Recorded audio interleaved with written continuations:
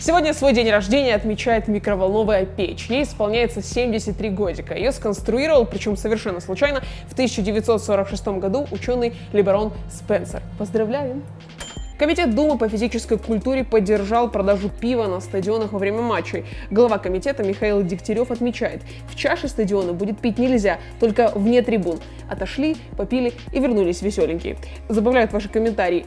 Пиво на стадионах, сигареты возле школ, одна новость хлеще другой, прям рейдерский захват ЗОЖ. Страна дебильного правительства. Осенечки. В Схинвале построят новую школу на 200 мест. Учебное заведение возведут на месте старой школы номер 3.